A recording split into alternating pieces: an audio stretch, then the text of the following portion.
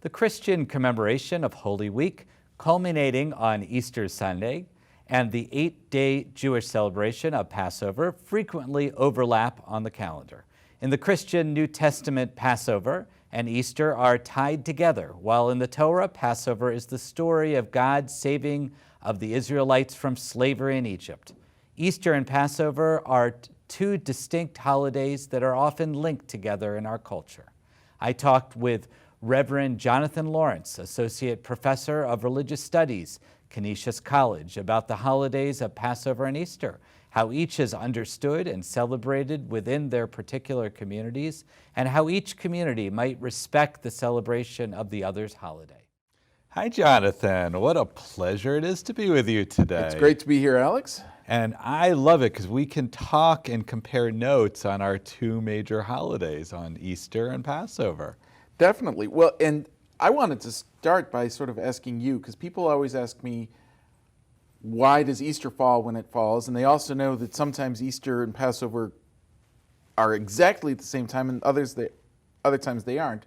So Easter is always scheduled for, I had to look up, the first Sunday after the first full moon on or after the March equinox. So it's basically you have to wait till the equinox, and then as soon as the moon comes, then you can have Easter. Is that similar to how Passover is scheduled? Well, see, there isn't a magic formula like that. It's part of the regular Jewish calendar, okay. And it's always on the Jewish calendar. It's always on the same date, which is the 15th of Nisan, the middle of the month of Nisan, when the full moon is. Right.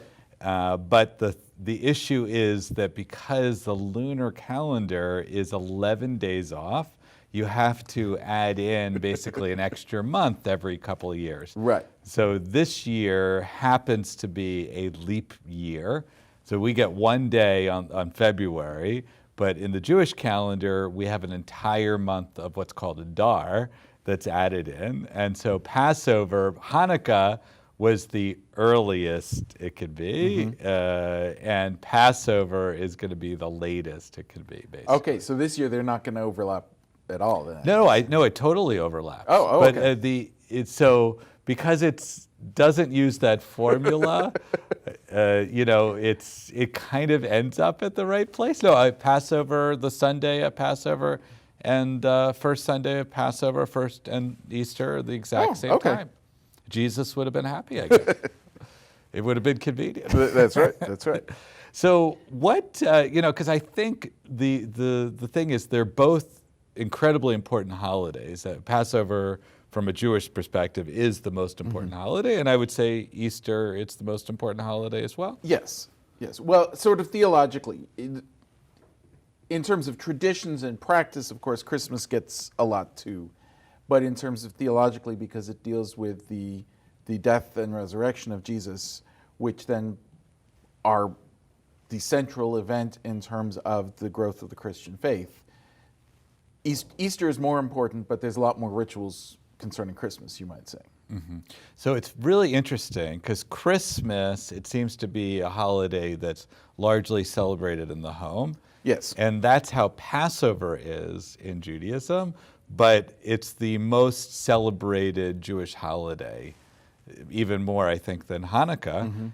And because people love the kind of at-home traditions of it.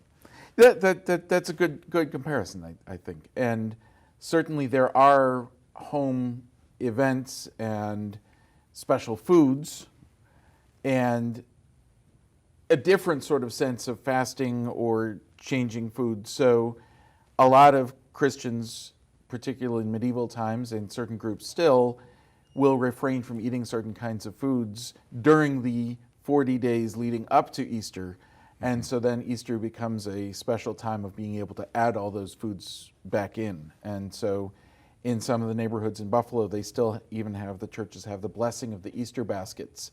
And you have the decorated eggs and the butter lambs, of course, and the hams and other things that they all get ready for Easter Sunday. So it's like they've been holding back Yes. from eating, and now on Easter, wow, we can go and bring it out again. Which is why also Mardi Gras becomes so important just before Lent starts, because the tradition was you had to get everything out of the house, which in a sense I suppose is similar to the practice of having to clean out the house and get all the leaven out of the house before. Yeah, I don't think it could compare. No, not quite as much as celebration. Just so you know, I'm not. I think all the traditions are wonderful. The cleaning of the leaven is probably the hardest tradition because you're supposed to clean it from your entire household, right, which is pretty much impossible when we have breadcrumbs in every nook and cranny you could think of. Right. Now, a lot of Christians over the recent years have sort of discovered the Seder. And I know it gets controversial sometimes because some churches want to do a Christian Seder, which can seem like they're taking it over. But I know that for myself, there's things that through attending Seders at friends' houses, through living in Jerusalem together, and actually we discovered that we were there in the same time.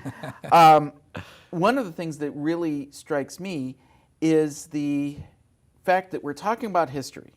We're talking about events, in case of Passover, something, 4,000 years ago maybe.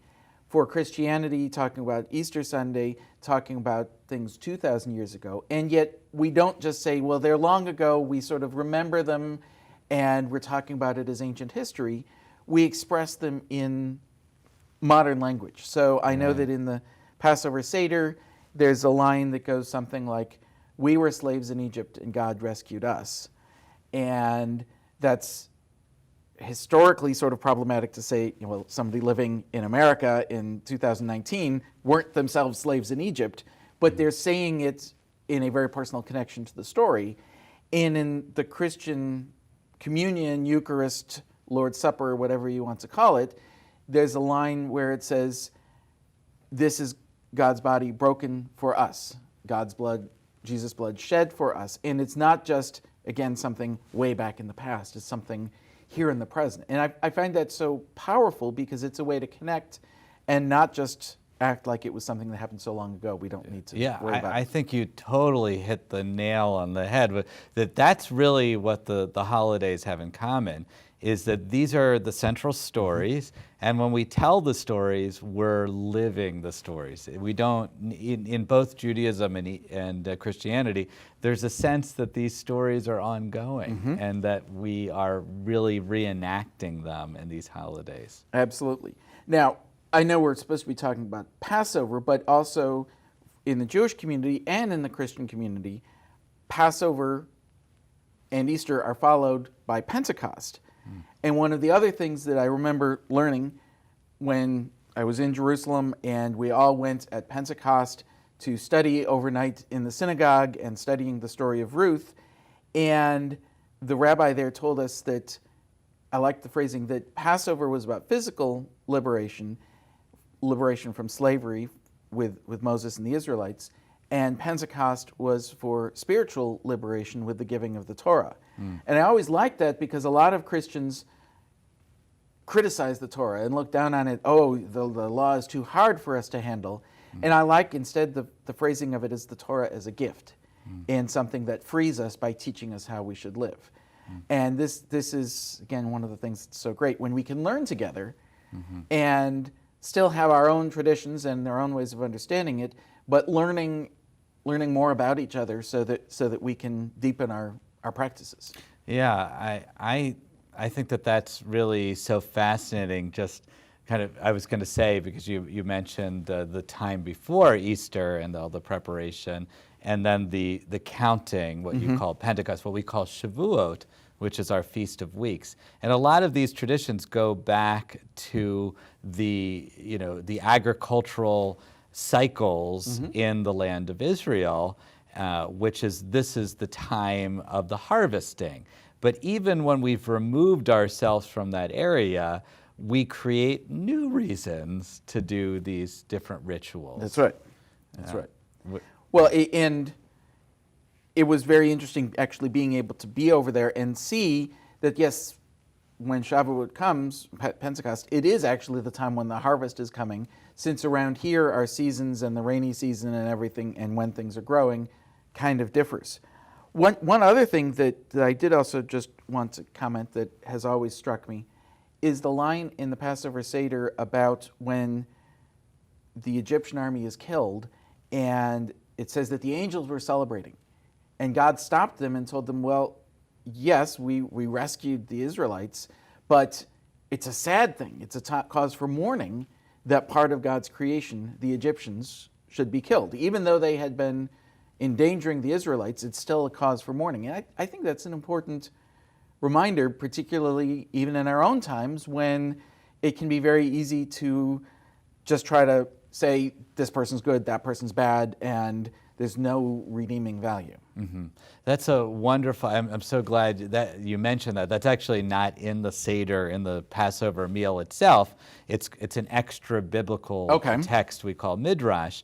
But what we do in the Seder is we take a little bit of our wine. We're supposed to put our pinky or our like a knife or a fork into our wine, and we take a little bit out for the 10 plagues, showing that we should lessen our joy.